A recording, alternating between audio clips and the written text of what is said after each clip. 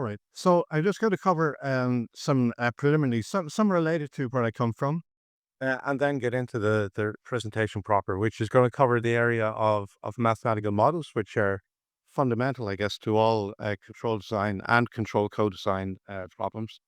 And then I'll talk about a few different control co-design applications within wave energy, which include geometry, array layout, and for takeoff optimization.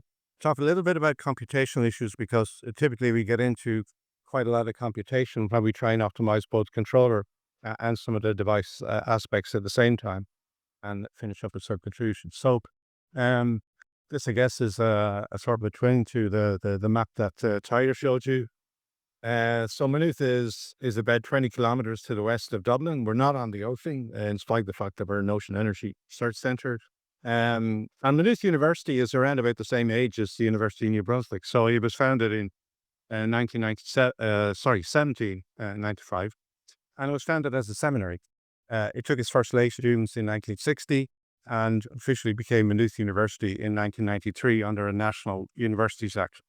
So our lab is, well, we've two labs actually, but one of our labs is seated here. That's actually my office there. Um, and I'll say a little bit about the center as well. So earlier on, I was asked how I got into wave energy, and it was actually completely serendipitously. A prospective PhD student called in 2001 and said, "Have you any interesting PhD projects?" So I described all my interesting PhD projects. And he said, "Well, could I propose my own project?" He also wasn't interested in anything that we were doing. Um, and 2 weeks later, he came back and he said, "There's a guy down the road that is looking for a control system for a wave energy device." And I said, "What's a wave energy device?" And it sort of went from there. And so my background is fundamentally in control systems across a range of application areas. But this started off our interest in wave energy. And the core designation was adopted in 2010, and we became an officially designated research center of Maynooth University in 2015. We have somewhere between 30 and 40 members, and I couldn't actually tell you exactly how many are there right now because I know when I go back, there's going to be one more person there. And then there's four more people coming in April as well. So we get a lot of visitors and intern students as well as our more sort of permanent or even contract research staff. And we've quite a wide range of international collaborators, both industrial and academic, including University of New Brunswick. We're also we were a founding member of MARE, which is the Centre for Energy, Climate and Marine Research, which is right across all of Ireland and includes I think something like 45 companies and 11 academic institutions. And I'm quite proud of the fact that we have a seminar series that has had the longevity of about 15 years and continues to be a sort of a focal point for our weekly activities. And we stream that as well. So if anyone is interested in getting up early in the morning here, it will be 7 a.m. You're more than interested, or you're more than welcome to join in. If you just email me, we'll get you on the list. So control co-design. So co-design means that in some sense we designed a system and we designed a control together. Traditionally, you had an application specialist that designed a certain system, and that could be a wave energy converter. But again, across a range of application areas, I've sort of seen this sequential type of design philosophy, where the application especially considers that that's his or her domain exclusively, and then passes the device on or the system on to yourself as a control system engineer to control it, which gives you a certain performance limit in spite of the fact that you do your best at this stage and that person does their best at that stage. But I guess one of the sort of standard questions that a control system engineer might ask is, well, if I was going to design that system, I wouldn't have designed it like that with control in mind, bearing in mind what I'm able to do and change the dynamics of the system with that as the starting point. So the possibility for feedback from the control systems engineer to inform the application specialist is the essence of control co-design. And that can happen in a variety of forms, but certainly one of the fundamental things it needs is a communication between these two people. And that is not as simple as it sounds, because everyone likes to sort of live in their own comfort zone and is sort of proud of what they do. And, to listen to somebody else outside their domain and take advice from them, either way, can be quite challenging. So that the sort of personal aspect of it is not insignificant. So most people recognize this as the General Dynamics F-16, which was developed in the late 1970s. And the reason I'm showing you this is because it was the first military aircraft that was designed to be open loop unstated. So that's quite a challenge to get an aerodynamicist to design an open loop unstable aircraft, in the knowledge that some control engineers are going to come along and stabilize the system. And the advantage of doing that is that ultimately that co-designed system then has overall better performance, both in terms of agility and in terms of fuel economy. Here's a slightly more modest example, but what it does, and the simplicity of it allows you to sort of really see uh, the two sides of the philosophy. So if we imagine that we have a classic mass spring damper system here, and we parameterize the control force. So we just have a mass spring damper with a control force here that we can decide on. And we parameterize that control force in terms of a virtual mass, a virtual damper, and a virtual spring. Then we get an overall equation for the system like this. And then we can reorganize this in terms of this classic sort of second order system response, where we can identify this as the natural resonant frequency and zeta as the damping factor. And that can allow us to specify the system transient response. So starting from a desired transient response, then you could work back to these parameters here and decide what mass you want in the real system and what virtual mass you want to generate via the controller. So the beauty, I guess, of the virtual mass and the virtual damping and the virtual spring is that you have complete flexibility. And not only do you have flexibility, but you can change them on the fly as well. Whereas once the physical parameters are set, that's that physical system done. However, there is an issue to do with the sort of forces that you can generate with this force here. So it's not the case that, for example, you would put zero mass in here because you want to change everything on the fly, because you would probably generate unrealistic set of forces.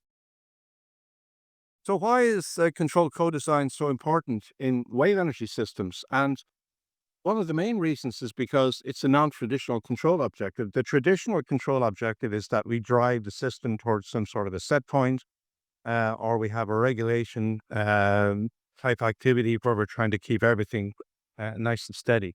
And that has lots of nice features. You get nice sensitivity properties, and also the whole idea of linearization becomes very easy. Because if you're driving the system to a set point, you can linearize around that set point. While in wave energy, really what we're trying to do is exaggerate the motion.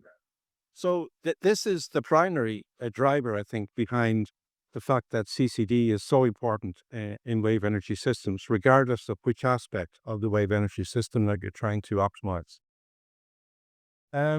There are also a very wide, not only are there a wide range of wave energy converters and converter prototypes, but there are also a very wide range of control philosophies as well.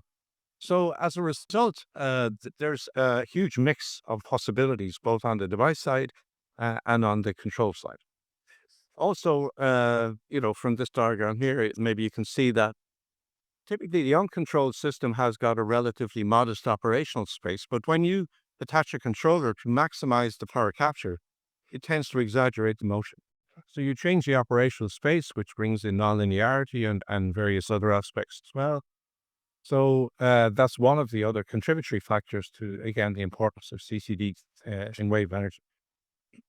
And, excuse me, I think Aurelian is on the line here. And if I go on back to Aurelian and Alain's paper of 2006, there are some nice round numbers where we can show that the effect of a controller on a wave energy converter can improve the power capture either by a factor of 3 in regular waves and a factor of 2 in irregular waves. And they're sort of round numbers. And then there are many aspects of device optimization or array optimization that we might consider, which are all effective as well. And it's very important that we do get it right, because currently the levelized cost of energy for wave energy is much higher than both other renewable energy sources and also other conventional energy sources. So one of the reasons that control has, or CCD has got such an effect on wave energy devices, maybe you can see from this diagram here. So here we have the wave period. So the inverse of that would be the frequency. This is the response amplitude operator. So it's a little bit like the frequency response of the system. And we're trying to decide, given a certain controller, where to put the device characteristic. So, for example, if we have an uncontrolled device, so we just have, let's say, passive damping, the blue one is the wave spectrum. So normally we would put the peak of the system frequency response coincident with the wave spectrum to maximize the amount of power that you get from the waves. But if you have a controller that can either slow the system down or speed the system up, then you might do something a little bit different. So, for example, with latching control here, it can slow the system down. So if it has, let's say, the system has a peak frequency response a little over 5 seconds, it can also cover higher periods. While with declutching control, it's a little bit the opposite. So that's the green one here. And again, the controller can cover the frequencies down here. So now between the system and the controller, you get broader coverage of the wave spectrum. With model predictive control, which can both speed up and slow down the system if you permit reactive power flow, then it's a little bit less clear where exactly to put the nominal system frequency response.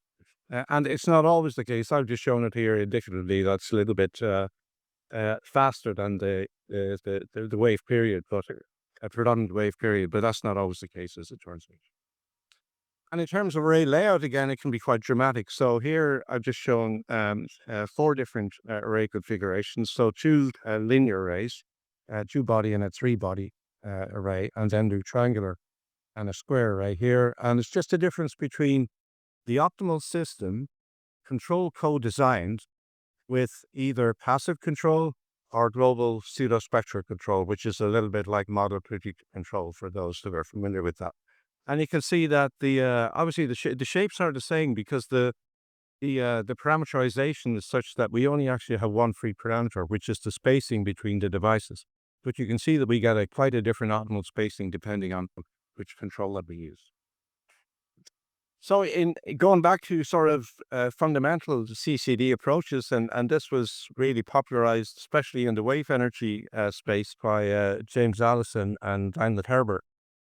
And they proposed 4 different CCD type of philosophies. This one is not really a CCD philosophy. This is the sequential design that I talked about right at the start, where the system and the control design happen separately and sequentially. This iterated one, where we basically revisit the system design having done a control design, and we iterate until we converge. These 2 here involve a lot more sort of, in bi-directional communication between the plant or system design and the control design. But we'll find out that actually we're limited in relation to what we can do in wave energy by virtue of the nature of the system model, particularly. In terms of what we're trying to achieve, ideally we want to minimize the levelized cost of energy. As in all renewable energy systems, the energy itself is free. So you don't have to pay for wind, you don't have to pay for solar radiation, but you do have to pay for the cost of conversion. So it's about minimizing the cost of conversion rather than maximizing the efficiency of the system. And this is important to remember. So levelized cost of energy is simply the cost divided by the energy produced. And the costs are divided into capital costs and operational costs. And generally, it's not too hard to come up with a figure for capital costs, but very difficult to come up with a figure for operational costs, not least because nobody has had a wave energy device in the ocean for a projected lifetime of around about 20 or 25 years. So typically, this ideal objective is distilled down to a technical metric, which is this one here, which has energy produced and some sort of a cost index here. And that could include something like a surrogate measure of cost as mass or volume or surface area, which is some sort of a measure of the amount of money we spend on the device itself, but it doesn't again capture operational costs. Also, this performance function or what you get at the end would be sensitive to location. So it's not as if you control co-design a device for a particular location that's the optimal device for a different location because it may have a different wave climate. And you have to be a little bit careful to make sure that you do include some cost parameter because typically if you just try to maximize power capture without worrying about the cost, you end up with maybe an overly large device.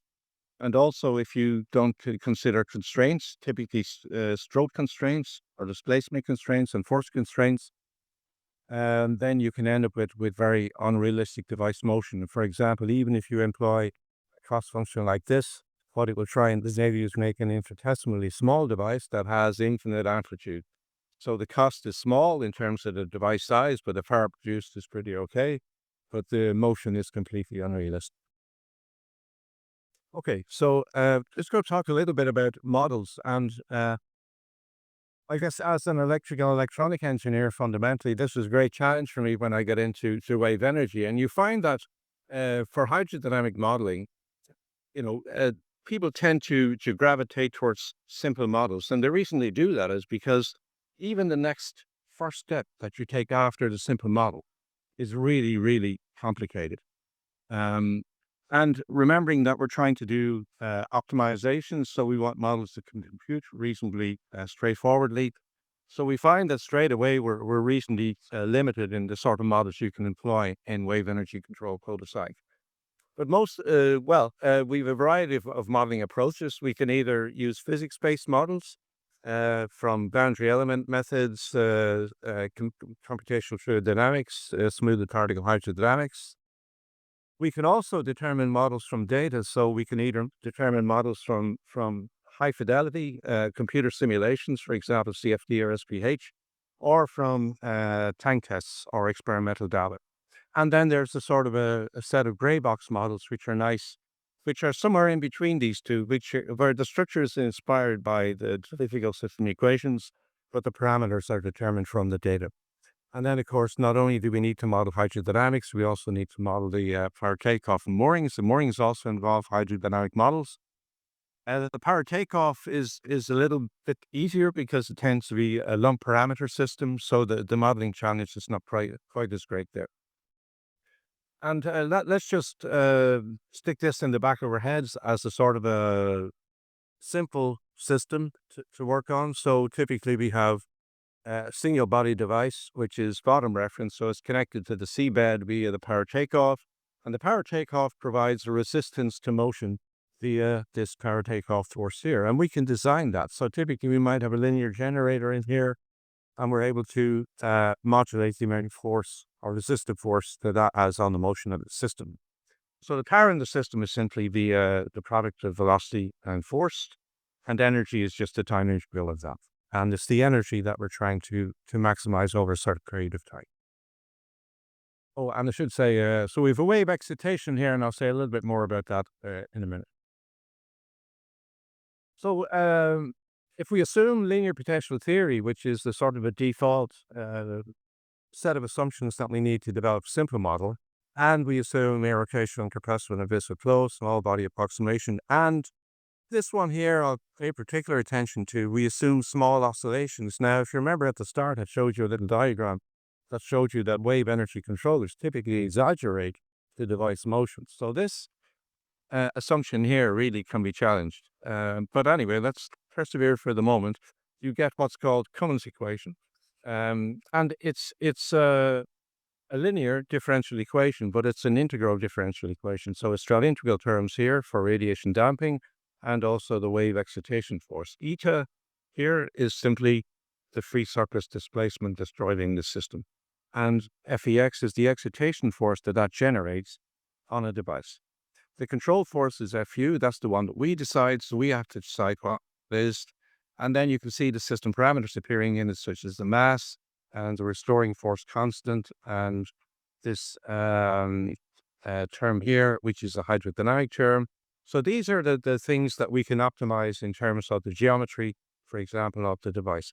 And usually what we do is we also provide some finite order approximations to these guys here to make things a little bit simpler and to move it from an integral differential equation just to a simple differential equation.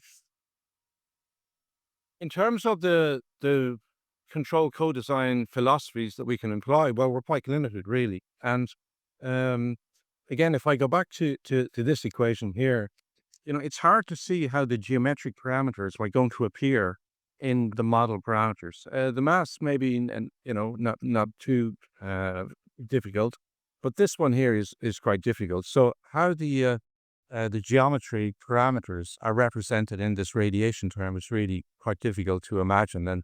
And these are calculated numerically in any case.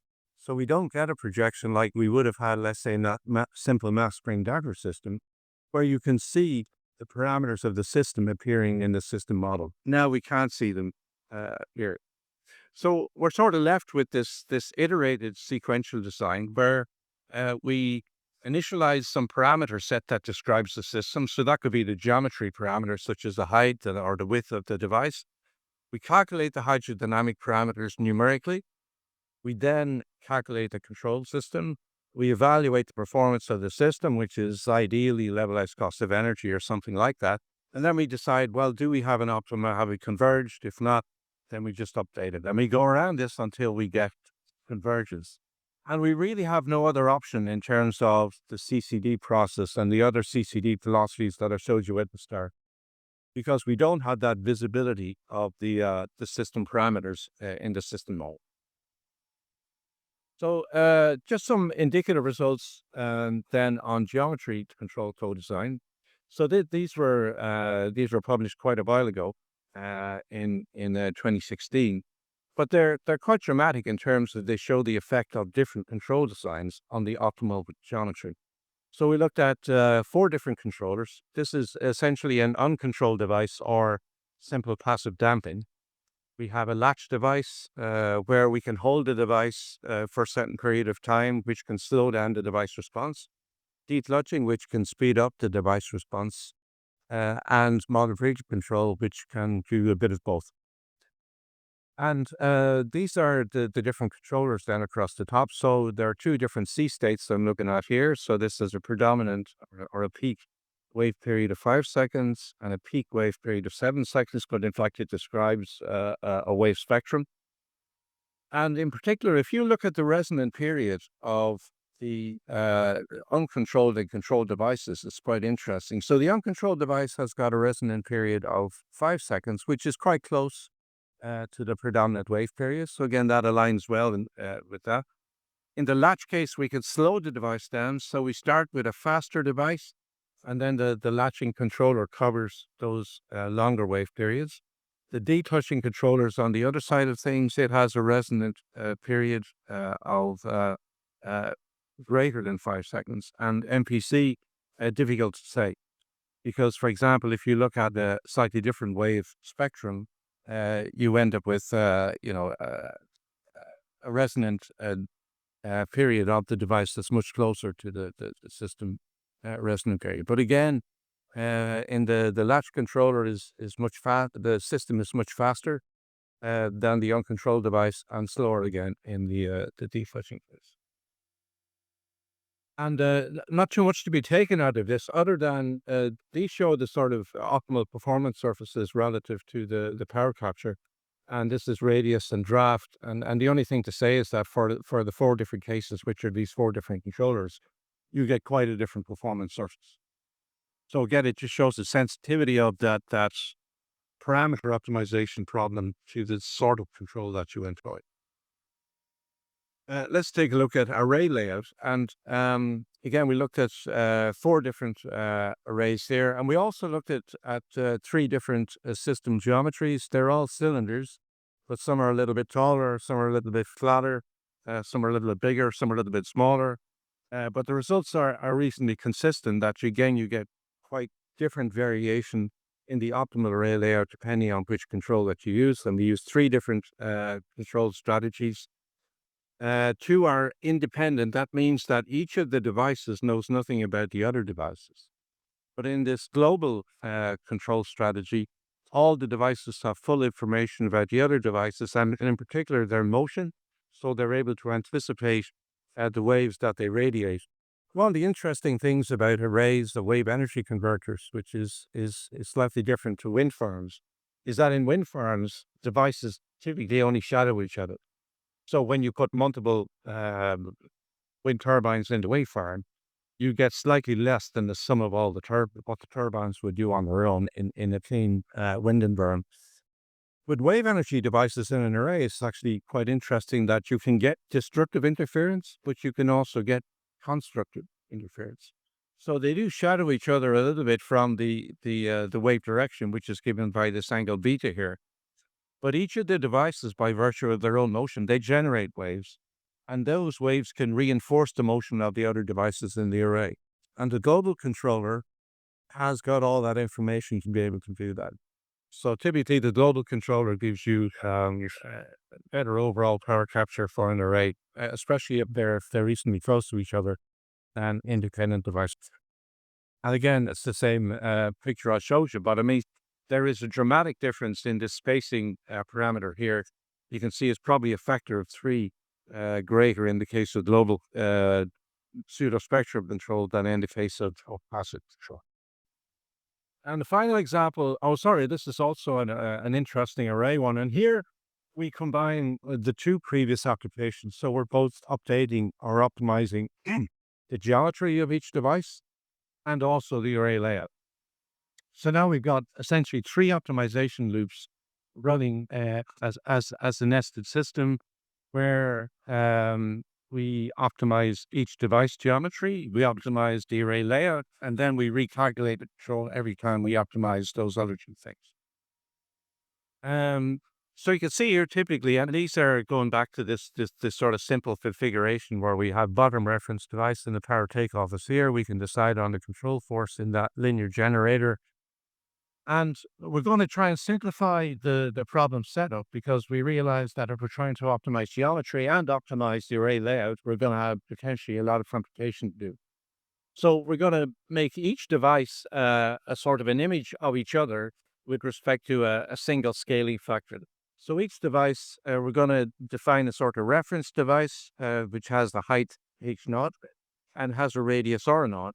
And then each other device in the array or each device in the array is then going to be some simple proportion of that.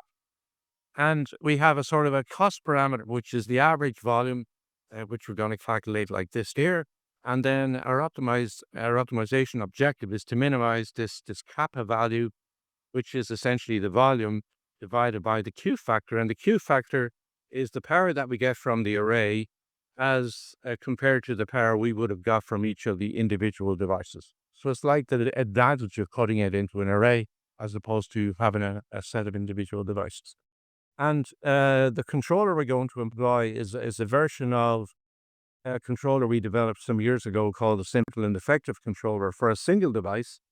But then more recently, we extended that to be able to use it with arrays. And it has it's quite simple in terms of its calculation route, which is important for computation, but it's still able to handle force and displacement constraints, which are quite important. What I would say, though, is that it's a performance assessment tool more so than a real-time controller. Remember here, all we're trying to do in control co-design is to come up with the optimal array layout and the optimal sizes of each of the individual devices. Later on, we can implement a real-time controller, but the most important thing now is that we're able to assess how well the system performs with those different parameters, and we optimize the controller at each stage, and that controller calculation is quite efficient to calculate as well. So we start off with a random set of heterogeneous arrays. We evaluate the hydrodynamic parameters. We assess the performance via this kappa factor. And then we use the differential evolution to do the optimization. Now we keep going around here until all three of these aspects have converged. The array layout, the different array, the different geometries of the different devices, and the optimal controller for each of those situations. And we're going to test it across both Irish and Portuguese wave data, which have a combination of components, including swell, which are sort of longer waves and generally more energetic waves, and then wind wave components. And they typically can come from different directions.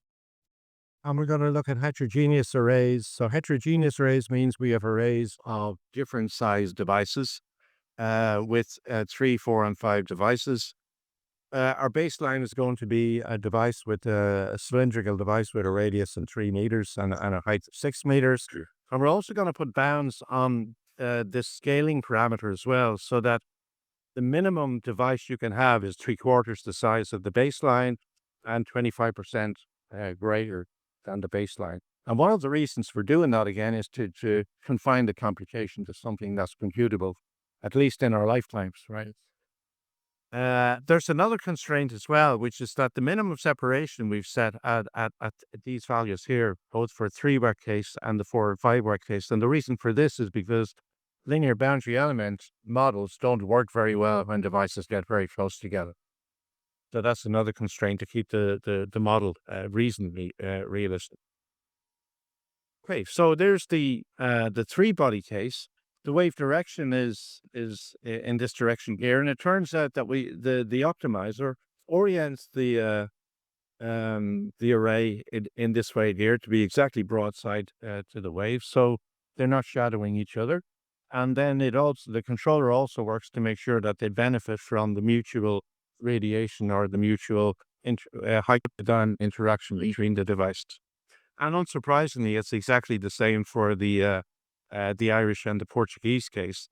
You will notice that the size of the devices, it heads to one of the limits and it heads to the lower limit. So the scaling factor is at the minimum value, the same for all of these cases. So it prefers smaller devices for this particular wave climate. When you add in wind wave system as well as the swell, so here's the swell. It typically has a longer period, shorter period for the wind waves, and larger waves for the swell. You can see that now it's starting to take into account this wind wave component, and it adjusts the orientation of the devices. It's still at the lower limit of the bounds that we've set. So, if we set a lower bound, it'll probably go there as well. But again, we have to choose some interval. And you'll see in the next results that it starts to exercise a little bit more of the range. And the same in the Portuguese case. Again, the orientation is slightly tilted the other way, bearing in mind this wind wave system. So when you get 4 devices, things get a little more interesting. And it's interesting, in fact, that if you look across all of these different situations, you get quite a regular array. So in fact, the way we parameterized the array is that we just specify each device position in terms of its Cartesian coordinates. So I could put those devices anywhere that it wants, but it seems to like a linear array in terms of the objective function that we've specified. But when you get to 4 devices, things get a little bit different. So now it's also starting to exercise the range of the geometry interval. So now this device here, which is the farthest device away from the sort of incident waves, it's 25% bigger. The others are all, again, at their lower limit.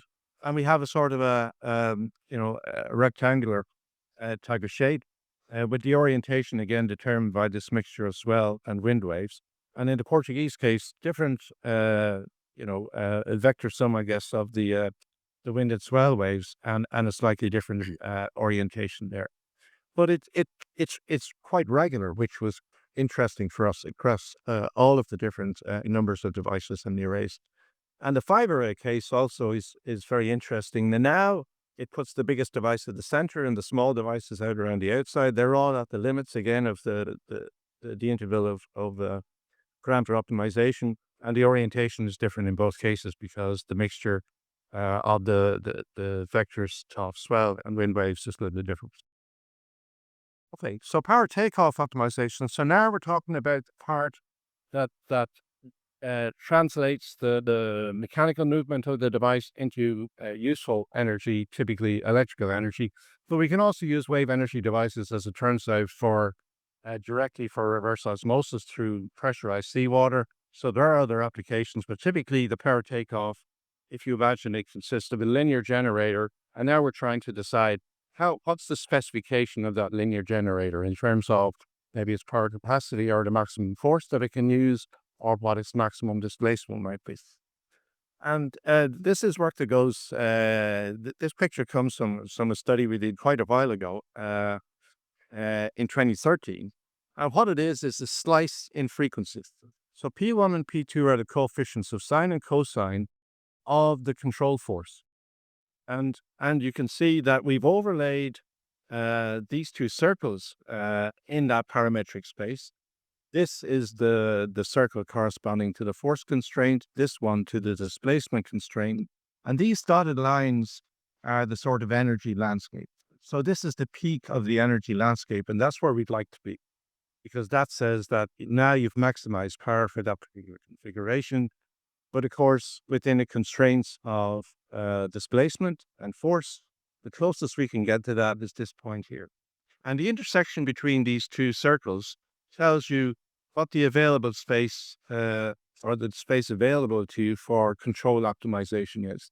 And if the control is being optimized, you will end up at this point here. So, but what's interesting about it is now say, okay, now I can change the force constraint, or I can change the displacement constraint. So which should I change, or should I change any, in order to get more power? So if I change the displacement constraint, I'm going to move along here, and I'm going to get a little bit closer to P bar. If I increase the force constraint, I'm going to move along here. I'm not really going to get closer to P bar. And if we look at this situation here, which is a slightly different configuration, then it's very clear what to do. If you increase the force constraint, you move down this circle here, and you get much closer to this guy. But it's a simplistic representation in the sense that it's a slice in frequency, so it doesn't take into account all the different frequencies in the system which are being excited by this multi frequency wave spectrum. And that's what it looks like for the multi-frequency case. So you can see that trying to get an intuitive sense of what to do here at all frequencies is really quite difficult. So that now we turn to a numerical optimization, and we look at a linear generator which has a translator and a stator. We're going to specify a maximum stroke in meters of S max and a maximum power takeoff force of F max, and we're going to try and optimize those to maximize some sort of an economic cost function. So we're going to take into account the cost of the materials in here, but we're trying to maximize the power capture at the same time with respect to that overall economic cost function. We'll assume bidirectional power flow, so we can both take power from the system and put power into the system.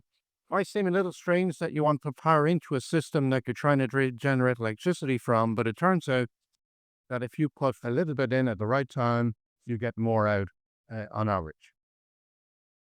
And we'll use the cost, sort of a cost function based on the material cost. Okay, so ideally, we want to evaluate the economic performance of the system. So it's power relative to some cost parameter.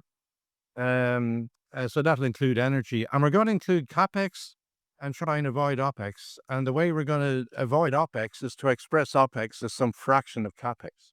And this is not unusual in the renewable energy world. So depending on the particular system, whether it be wind or wave, the fraction that OPEX is of CAPEX changes a little bit. You could imagine that OPEX is a little bit less for onshore wind, a little bit more for offshore wind. So we're going to use a factor which is between 0 and 1 as a fraction of the CAPEX. And we don't really need to calculate the true value of levelized cost of energy. Remember, we're trying to optimize these two parameters, stroke and maximum force. So long as the optimum of whatever uh, performance function we come up with is the same as LCOE, then that's okay. And I'll say a little bit more about that later on. Okay, so again, we're going to assume that OPEX is some fraction of CAPEX, and the fraction is between 0 and 1. There is an issue with that I'll revisit on the next slide, because now, CAPEX and OPEX scale as the power takeoff gets bigger. But CAPEX includes the cost of both the device, the wave energy converter itself, the body, as well as the power takeoff. And ultimately, we come up with a cost parameter, which essentially is some function of the cost of the stator materials and the translator materials, and then the cost of the power electronics that are associated with the system as well. So we finish up with a sort of a surrogate levelized cost of energy that is a function of this cost parameter. Again, that includes the cost of the WEC, because they're all included as a factor, and then the energy produced. And then again, all we're trying to do is to find the optimum. So the optimum of this guy is the same as the optimum of that guy, so we can forget about just a constant factor here. So this is our objective now, and we have these cost parameters that basically come from the material costs of the stator and the translator, and we're trying to find what's the maximum force and the maximum stroke size we should use to optimize this function here. So this is the time for confession. In spite of the fact that we scale the cost, we don't actually scale the wave energy converter. So we use the same hydrodynamic model for the wave energy converter for all the iterations. Okay. So there's a little bit of a simplification there. Again, really calculating hydrodynamic parameters is really one of the more onerous computational aspects. So we're taking a shortcut around that. However, it is true to say that we consider a constrained pseudo-spectral control solution. So that's considering both the numerator, which is the energy produced, and the cost parameter, and the denominator, which is power produced, and they both scale with S max and F max. So mathematically speaking, this is the presentation of the optimization problem. We're trying to determine the optimum stroke and force from the linear generator to minimize the surrogate measure of levelized cost of energy. Okay. Same sort of device, and we'll assume, again, we're trying to optimize the power takeoff, so we'll assume a particular body configuration, which is a sort of cylindrical system with a diameter 10 meters, drop to 25, and we'd assume uniform mass density. There's our simple Cummins equation. And the other thing we do is, if the length of the translator becomes longer than 10 meters, then we actually use multiple translators in parallel to keep the device reasonably compact. We establish upper and lower limits on F for the maximum force, and S, the stroke length of these intervals here. And we assume that we calculate this objective function or performance function over a 20-year operational period. So we assume a single John Swap spectrum. So a John Swap spectrum was generated to represent the spectral components in the North Sea, which is an area to the east of the UK. And we use 14 different realizations for each spectrum to make sure that we get statistically significant results. And we do 200 seconds of simulation for each of those realizations. So the cost parameters are just listed off here. These are the materials that go into the stator and the translator. And this is what the cost profile looks like.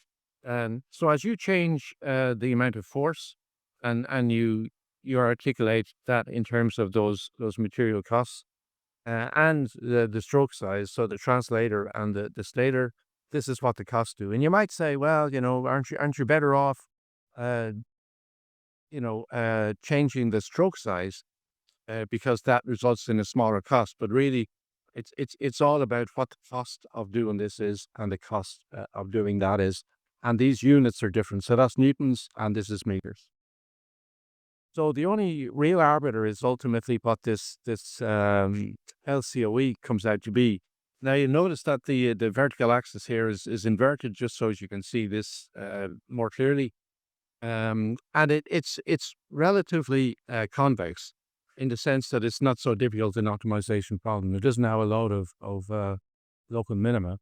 And the optimal LCOE star value that we get is about, $50 um, per megawatt, which is, not unrealistic. But remember that we've taken a lot of shortcuts in evaluating that LCOE value. So I wouldn't be broadcasting that through any potential device developers and saying this is what you should use. And it comes out with the maximum stroke size of 17 meters, and there's the maximum force. And again, you can sort of, look at that in relation to the device itself. So it's got a draft of 25 meters, and the stroke is plus or minus 17 meters. So computational issues. Remember that we're doing this iterative calculation, and especially when we do stuff like heterogeneous array optimization, we're optimizing three different things. We're optimizing the array layout, we're optimizing geometry of each device, and we're optimizing the control. So, and we each of those stages we have to recalculate a hydrodynamic model, and even for the simplest hydrodynamic model, that becomes quite an onerous complication. So it's important to bear in mind what our real objective is, where we're trying to evaluate the optimum, but without necessarily implementing the control. So maybe there's a few shortcuts that we can take on the control side. And one of the things is that a lot of the optimal controllers in wave energy, they require estimation of this wave excitation force. So that's one key variable that we need to optimize the controller. And it's not measurable directly, but it is measurable directly in simulation. So in simulation, we can do without the estimator because we're really trying to evaluate whether, what the performance of the system is.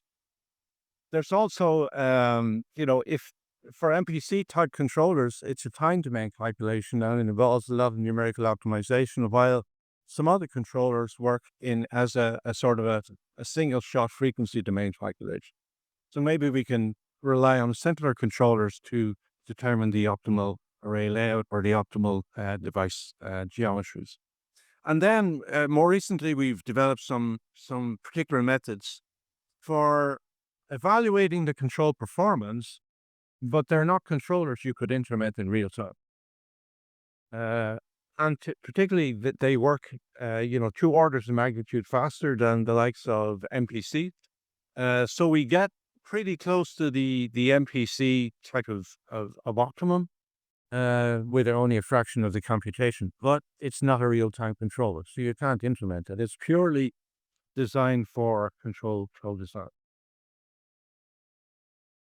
Another possibility is that we don't use, let's say, high fidelity or computationally complex hydrodynamic models or other aspects in the system, or we develop these surrogate models.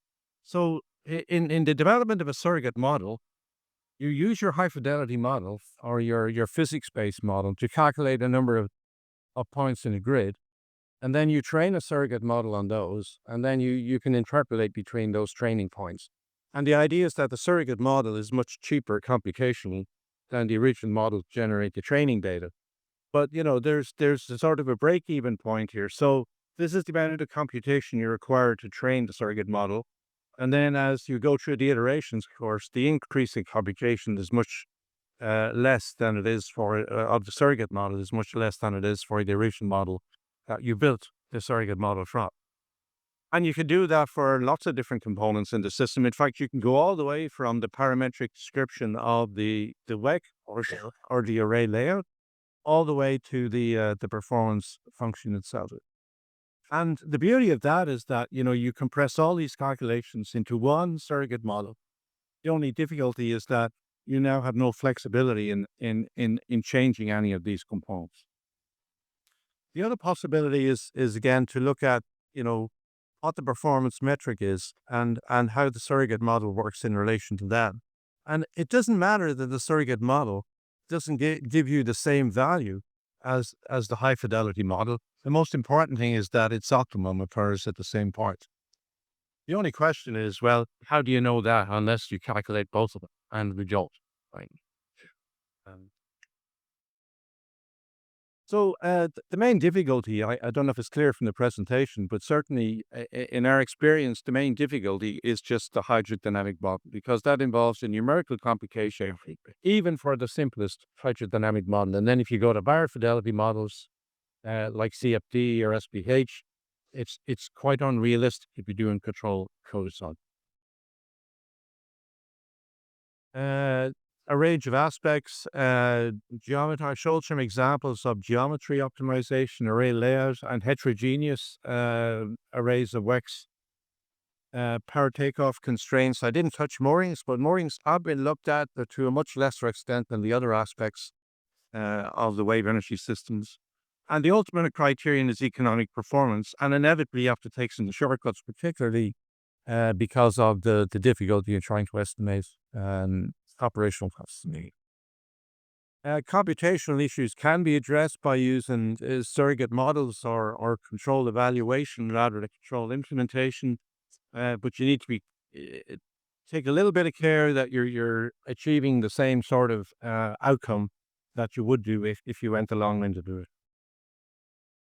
And of course, all the design parameters, all of the three that I showed you, and indeed the moorings, they're all C-state or site dependent. So if you do the optimization for a particular location, you'll have to do it again for a different location. And of course, I mean, even between, the West Coast and East Coast of Canada, quite different wave climates, on the West Coast of Europe as well. And one of the nice things about control system design, I'm incredibly biased here in the sense that I am a controls person, but it allows you to see in general all of the dynamics in front of you, the dynamics of the system and the dynamics of the controller and how they work together. So it's a nice sort of framework to work in. And indeed, some of the work that Krish is doing on multi-physics modeling is absolutely important as well, because, wave energy converters had lots of different parts in them. They have power takeoffs, which are electrical parts. They could have hydraulic parts. They have hydrodynamic parts, and they could have, the mechanical parts as well. So trying to look at all of those within a single framework is quite a challenge. And again, some of the work that Kush is doing, I think, is quite important in that respect. We have a number of projects which are focused on controlled co-design. I've just mentioned them briefly. So we've one funded by Science Foundation Ireland called the Sea Change Project. So we've 5 people working on that project. And that's focused on reduction in levelized cost of energy. So it's very much economically focused, but of course with a technical approach to it. And then we've 2 collaborative projects under the National Science Foundation in the US, Science Foundation Ireland, and the Department for the Economy in the north of Ireland. So this one is with University of Iowa and Queen's University. This one is with University of Michigan, Virginia Tech, and Queen's University in Belfast. And they look at slightly different things. This is this is the project that produced the results I showed you on the heterogeneous array optimization. And this one is looking at particular a device which has an active mechanical motion rectifier. So basically, waves come and go. So they give a salutary motion, and all the variables in the system tend to oscillate, and you have to rectify that at some point to get unidirectional power flow out of it. And this particularly looks at rectification at the mechanical stage. And there's an associated paper to go with the presentation. If this hasn't bored you enough, then you can really bore yourself reading this, and will definitely put you to sleep tonight. Right, to be going to sleeping. And just to mention that we're always recruiting. We always have new projects starting, so we have opportunities for PhD students, funded positions for PhD students and postdocs. And again, we've a wide range of collaborators. And if anyone wants more information on what we do, you'll find it there. So with that,